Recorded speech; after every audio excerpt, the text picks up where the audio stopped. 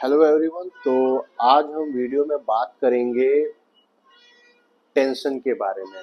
इससे पहले की वीडियो में हमने डिस्कस किया है कि स्ट्रेस क्या होता है, कौन कौन से स्ट्रेस के प्रिंसिपल हैं, हमने इससे पहले वीडियो में आपको बताए थे। और आज की वीडियो में हम इन्हीं स्ट्रेस के 3 प्रिंसिपल को डिटेल में जानने की कोशिश करेंगे। इस वीडियो में मेनली हम टेंशन के बारे में बात करेंगे। ठीक है, हम कोशिश करेंगे कि हर एक कॉन्सेप्ट को छोटे छोटे वीडियो में समझने की कोशिश करें। वीडियो अगर बहुत ज़्यादा लंबी हो जाएगी तो बहुत ज़्यादा बोरिंग हो जाएगी, क्योंकि बायोमैकेनिक्स थोड़ा सा बोरिंग सब्जेक्ट है और थोड़ा सा कॉम्प्लिकेटेड सब्जेक्ट भी है। तो इसको हम धीरे धीरे समझने की कोशिश करेंगे। तो स्ट्रेस का जो पहला प्रिंसिपल है वो है टेंशन। ओके, तो टेंशन एक्चुअल में होता क्या है? तो ये एक्सल पुलिंग फोर्स है जो कि आपके मसल, टेंडन या लिगामेंट पे जनरेट होता है, बट ये उनके लेंथनिंग को रजिस्ट करता है। ओके, बेस्ट एग्जांपल है जब आप पुलअप्स करते हो तो आपके ह्यूमरस पे क्या लगता है? टेंशन लगता है। क्यों? क्योंकि आपके दोनों एंड पे, जो ह्यूमरस के दोनों एंड है, उन पे क्या हो रहा है? एक स्ट्रेस लग रहा है। ओके, बट इस टेंशन की वजह से क्या आपके ह्यूमरस में कोई चेंज आता है? ह्यूमरस के लेंथनिंग में कोई चेंज आती है? नहीं आती है। ओके, इट मीन्स कि जो भी एक्सल पुलिंग फोर्स आपके बोन पे लग रही है। अब यहाँ पे मैंने एक्सल पुलिंग फोर्स क्यों बोला? क्योंकि यहाँ पे जो स्ट्रेस लग रहा है वो एक एक्सिस पे लग रहा है, या एक्स एक्सिस होगा या वाई एक्सिस होगा।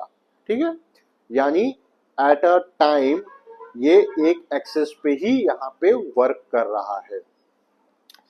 तो टेंशन जब भी आपके बोन पे लगेगा, आपके मसल पे लगेगा या लिगामेंट पे लगेगा, टेंडन पे लगेगा, तो ये इसके लेंथनिंग को रजिस्ट करने की कोशिश करेगा। ओके, अब यहाँ पे ह्यूमरस का क्रॉस सेक्शनल एरिया भी बहुत इंपॉर्टेंट रोल प्ले करता है। सी, मैंने आपसे पहले इसके वीडियो में डिस्कस किया था कि जो क्रॉस सेक्शनल एरिया होता है ये बहुत इंपॉर्टेंट रोल प्ले करता है ह्यूमन बॉडी में। ओके, और मैंने आपको एक एग्जांपल दिया था रबर बैंड का। सिंगल रबर बैंड को जब आपने दोनों एंड से स्ट्रेच किया था तो वो इजीली स्ट्रेच हो गया था। फिर आपने 2 रबर बैंड लिए, अब दोनों को साथ में स्ट्रेच किया तो थोड़ा सा आपको फोर्स ज़्यादा लगाना पड़ा। और उसी तरीके से 3 या 4 आपने रबर बैंड लेके दोनों को एक साथ स्ट्रेच किया दोनों एंड से, तो आपको ज़्यादा एक्सटर्नल फोर्स लगाना पड़ा। ठीक है, तो यहाँ पे क्रॉस सेक्शनल एरिया बहुत ही इंपॉर्टेंट रोल प्ले करते हैं। जितना आपका क्रॉस सेक्शनल एरिया बड़ा होगा, आपका जो स्ट्रेस होगा वो उतना कम होगा। ओके, और आपका क्रॉस सेक्शनल एरिया जितना छोटा होगा उतना आपको स्ट्रेस लगाना पड़ेगा।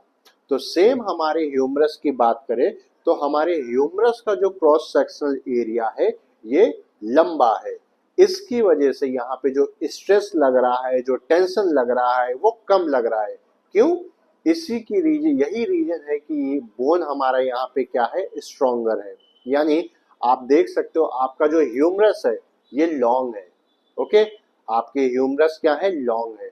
तो जब आपका ह्यूमरस लॉन्ग है तो ऑब्वियस सी बात है आप कम स्ट्रेस कर लगा रहे हो। ओके, लेकिन अगर हम इसी ह्यूमरस को छोटा कर दें तो अब आप यहाँ पे स्ट्रेस क्या करोगे? ज्यादा लगाओगे, जिसकी वजह से हो सकता है कि यहाँ की जो बोन हो हमारी वीक हो जाए।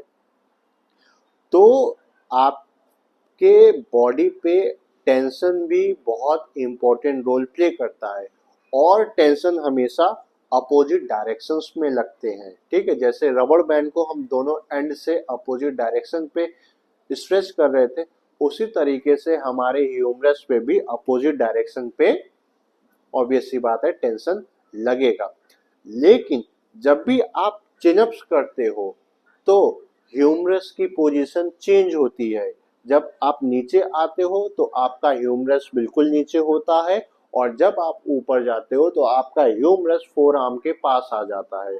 आपको ये भी समझना पड़ेगा। ओके, जैसे ही आपके ह्यूमरस में चेंज हो रहा है, ठीक है, उसी तरीके से वहां पे टेंशन इंक्रीज हो रहा है और टेंशन बढ़ रहा है। ओके, यानी एक बार प्रॉक्सिमल हो रहा है और एक बार डिस्टल हो रहा है। मींस जो आपका ह्यूमरस है एक बार प्रॉक्सिमल स्टेट पे जा रहा है और एक बार डिस्टल स्टेज पे जा रहा है। तो इस तरीके से हमारे ओवरऑल बॉडी पे टेंशन एक्ट करता है। तो आज की वीडियो में हम इतना ही डिस्कस करते हैं। नेक्स्ट वीडियो में हम डिस्कस करेंगे कंप्रेशन के ऊपर कि कंप्रेशन कैसे ह्यूमन बॉडी के स्ट्रक्चर को अफेक्ट करती है। अगर इस टेंशन से रिलेटेड कोई भी आपको डाउट हो तो आप कमेंट कर सकते हो, मैं जल्दी इसका रिप्लाई दूंगा। Thank you.